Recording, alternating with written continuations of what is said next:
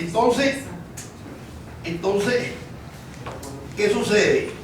Lo fundamental para satisfacer la necesidad de reproducir la vida y organizarnos y construir los instrumentos, alargar el brazo, el pico, la pala, todo el desarrollo tecnológico y el movimiento del desarrollo tecnológico, se van cambiando históricamente estas relaciones.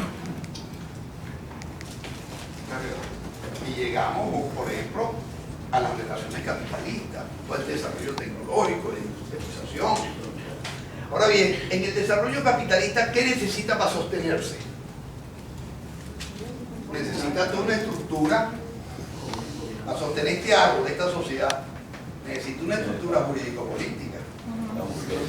Ahora, esta estructura jurídico-política es abstracta, general, no, está muy articulada. La estructura y las instituciones del capital tienen que ver con el modo de producción capitalista. Las estructuras jurídico-políticas del feudalismo tenían que ver con el modo de producción feudal. Y es bellísimo hacer las relaciones. Cuando uno está leyendo los textos de historia, puedes ver, construir las relaciones. Cuando uno está viendo una película, Robin Hood, uno puede ver las relaciones, aunque la película no te la diga, la imagen no te la esté diciendo, ver detrás de la imagen. Pero ves la relación entre la iglesia y los señores feudales y los siervos de la galera. Esas son relaciones sociales. Para caracterizar entonces una sociedad feudal, vea, me voy a la definición, es caracterizar las relaciones sociales que se dan en los diferentes estructuras, diferentes ámbitos en la sociedad feudal. Vamos viendo ya por qué la importancia del concepto. Bueno, lo mismo lo podemos ver de manera clarita. Ustedes pueden ver todas las estructuras jurídicas en el campo internacional, cómo responden al desarrollo del capitalismo neoliberal o dentro de la estrategia neoliberal en la globalización. La pueden ver clarita. Cómo muta el derecho. ¿Por qué se habla de la flexibilización del derecho? Entonces, claro, ¿por qué es necesario entender esto? Porque uno tiene que entender para quién está trabajando, pero con conciencia. No que lo agarre la dinámica de la hegemonía cultural en los procesos de estructuración mental a los cuales estamos sometidos y no tenemos esto de pensamiento crítico y no sabemos para quién estamos trabajando. Porque nos agarró la molienda. Claro. Nosotros podemos ver, a nivel internacional, nosotros podemos ver las estructuras. Cómo se han construido estructuras que se adecúan a esta manera de organizar las relaciones de producción capitalista en su etapa neoliberal. Pero no solamente tienen aparato ideológico, no solamente tienen ejército, no solamente tienen aparatos militares, ejército, derecho, organismos, nuevas instituciones, no solamente, sino tienen toda una cultura para poder legitimar esto y esto. La religión está en la parte de abajo. Aquí. La religión como forma de dominación o la religión como forma de liberación. Porque ahí es donde está. Porque estos procesos son contradictorios. También, ¿se recuerdan la categoría de totalidad que estuvimos trabajando? Bueno, es una categoría epistemológicamente, hablando de una categoría marxista. Eso no significa que otras teorías del capital, cambiándolo de nombre, lo utilicen. Pero la categoría de totalidad, claro, estos procesos son procesos dialécticos. ¿Qué significa? Bueno, procesos dialécticos que son en contradicción, en lucha. ¿Por qué? Porque en esta sociedad, si estamos situados aquí, y esto está aquí, esto está, la pelea está aquí, hay conflicto. Pero ese conflicto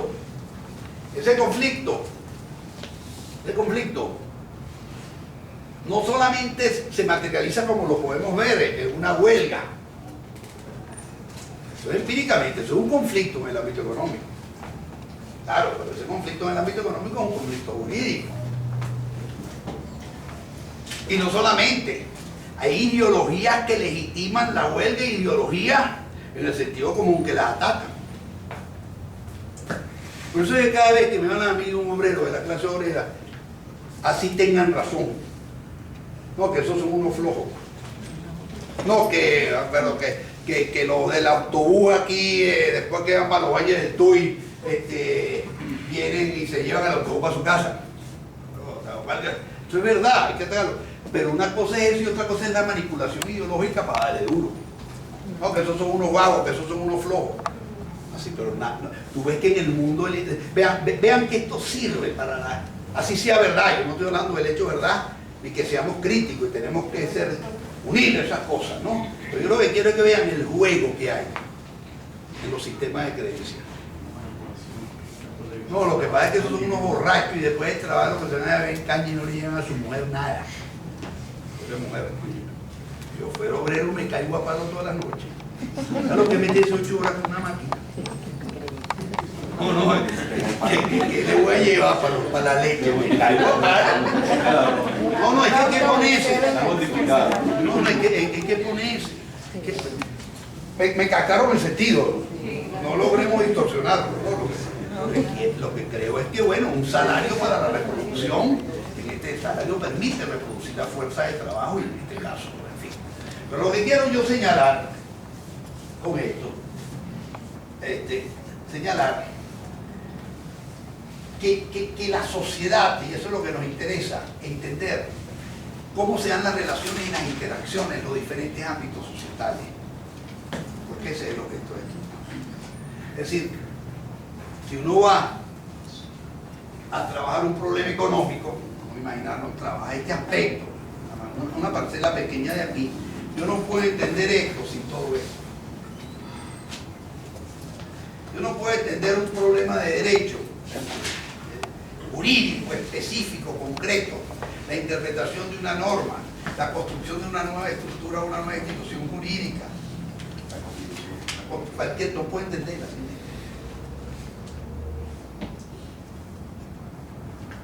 La Constitución del 99, la del 71 es más clara. La del 61 sí tuve las clases sociales construyendo la Constitución del 71. Las relaciones de un individuo dentro de la sociedad varían porque la sociedad es dinámica, ¿no? Entonces un individuo que se desarrolla en un contexto con unas condiciones materiales, si cambia su nivel de conciencia puede pasar a otro estructura dentro de la sociedad. Mira, es que el problema, claro, se puede materializar en individuos, pero lo importante es esto. No es el individuo, Pedro, óigame bien, que tiene sus condiciones materiales de vida en una fábrica. Es decir, que tiene una situación de clase en una fábrica, porque de repente su mentalidad se puede jugar un pequeño burgués. ¿Por qué? Lo importante en esto es esto. Y más ahora con los medios de televisión. Lo importante no es eso para el análisis, vean lo que es importante.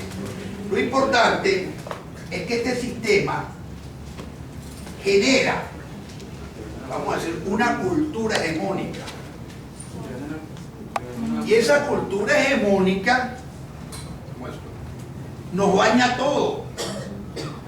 Pero así como genera una cultura hegemónica, genera una contrahegemonía que también nos baña a todos. Entonces, en ese bañarnos, lo que nos interesa es entender por qué existe ese producto histórico, y ese producto histórico que es súper estructural para estarlo utilizando, que está en el mundo de la praxis intelectual, en el mundo de la praxis nociológica, en el mundo de la producción de conocimiento, tiene detrás teorías que están históricamente determinadas. Entonces ahí es donde está la importancia de tú trabajar con esta teoría o con esta teoría, pero esas teorías tienen determinaciones históricas, es lo que no nos enseñan. Pero independientemente tú puedes ser un obrero y trabajar con una teoría estructural funcionalista. ¿Por qué? Bueno, ahí está un concepto que son los procesos de alienación y de dominación. Porque la dominación, ¿por dónde pasa? Dicen ustedes cómo ha pasado, porque ustedes piensan lo que piensan. Por la negación de su mismo ser y adopta... Independientemente que tengan sentimientos, sensibilidades y cosas. Ustedes son productos estructurados mentalmente. Ustedes le dieron determinadas teorías. Lo que pasa es que no es lo mismo. En la bolivariana estamos así un poco de aquí, un poco de allá y más o menos. Pero si usted va a una escuela clásica tradicional es paca. Sale corriendo. Hay un problema esto. Amarillo. Pero eso es estructura. ¿Y qué sale? Tú sales. Entonces, ¿cuál es tu conducta y tu comportamiento como profesional del derecho? Ah, pero un momentico, el capitalismo da estas teorías alternativas también, que vamos peleando y un poquitico por aquí y un poquitico por allá, y no vamos terminados porque ellos tienen todavía la hegemonía. La hegemonía. Pero a mí lo que me interesa, óyeme bien, no es tú como individuo, eso no es una ecuación matemática, que tú tienes una situación de clase, una posición de clase, una situación de clase, y tú vas a poseer la misma posición de clase. Un momentico. Puede ser obrero y puede ser lo más reaccionario que existe. Eso se llama el obrerismo. ¿No? Puede ser obrero y el ampón más grande. ¿Entiendes? No es que los buenos venimos, como digo, están de este lado y lo mandan automático. Lo que pasa es que esas condiciones en el ámbito de la economía te reproducen teorías, sistemas interpretativos. Porque el problema es el siguiente: ¿dónde están ustedes? Ustedes tienen una bandeja de sistemas interpretativos. Ustedes están en una realidad y ustedes pueden decir, yo escojo esta, yo escojo esta, yo escojo esta. Pero es que todas esas en contradicción, son diferentes puntos de vista, son productos históricos. Cuando yo le estaba hablando de que no existe una sola definición de sociedad, ¿qué es lo que le estaba diciendo? Que existen definiciones en contradicción, en conflicto, en antagonismo. Pero si yo logro, que vamos a decirlo, que soy, por ejemplo, profesor de la escuela de economía y ustedes son estudiantes de economía, pero logro formarlos como monetaristas en el campo de la microeconomía, ustedes todos van a ser profesionales, reproductores del sistema en el ámbito del economista. Pero ¿qué sucede? Pero esa teoría, el neoliberalismo logra economizarla, logra meterse en las universidades, logra cambiar los pensum, logra completamente, es un problema de poder, logra meterse en las estructuras superestructurales, logra meterse. ¿Qué es lo que sucede si ellos, qué sucede si todos nuestros abogados en Venezuela están formados dentro de la dogmática jurídica, el dogmatismo jurídico, la ciencia, el juridicismo? ¿Qué pasa? Es lo que está pasando. Tenemos 46 escuelas de derecho, y menos la bolivariana, que más o menos lo hemos logrado. Más o menos pues, tenemos un mínimo de pensamiento crítico. Más o menos todas las demás universidades, 26 facultades. Profesor, pero yo diría que esa es falla de parte de los profesores. Porque vi que los datos tuyos, Ale, de lo que estuve leyendo, son otros los datos. Profesor, Pero ya lo actualicé. ¿Ah? Ya lo actualicé. Lo actualizaste ya, bueno. profesor, Sí, oye, profesor, lo que usted está hablando de las 46 universidades de todo el territorio nacional, ¿no fue lo que usted mencionó? Ajá. Bueno, pero yo digo que la falla no está en uno, en esto como respecto de la Universidad Bolivariana, yo digo que la falla está en los profesores, porque si lo vamos a adaptar, a la realidad. es que eso no es un problema de culpa ni de falla. Porque vean, acá estamos montados, vean bien. Vamos a hablar de transformación. No, sí, pero lo que no podemos ver, o sea, científicamente, lo que no podemos estar viendo, claro, la falla tiene su causa, su origen, ¿no? Sus cosas. Pero cuando analizamos estas cosas, a veces nosotros somos muy cristianos a veces. Ustedes se dan cuenta que siempre hablamos de culpa. No al caso tuyo, ven acá, pero siempre, coño. Siempre hablamos de culpa. ¿Y quién tiene la culpa? ¿Quién es el culpable? ¿Quién es el... No, momentico, este es un proceso. Los capitalistas tienen que hacer lo que están haciendo. Y nosotros tenemos que hacer lo que tenemos que hacer. Pero eso no es que sea ni bueno ni malo. O sea, en el sentido, esto no es un problema solamente ético. Esto es un problema que va más allá de la ética. Este es un problema, por eso es que tenemos que trabajar realísticamente. Pues trabajamos con el sentimiento, la realidad nos golpea. Pero cuando hacemos la investigación, la realidad nos va a decir qué es lo que podemos hacer. no lo que me da la gana. Ustedes no se han dado cuenta cuando uno quiere hacer lo que le da la gana y ¡bácata! Las muchachas, ustedes leyeron El Principito y toda esa pila y se quedaron en esa atmósfera. Y El Príncipe Azul, y ya lo voy a encontrar. Y después que pasan los 30 años, el primer venado, ¡vaca!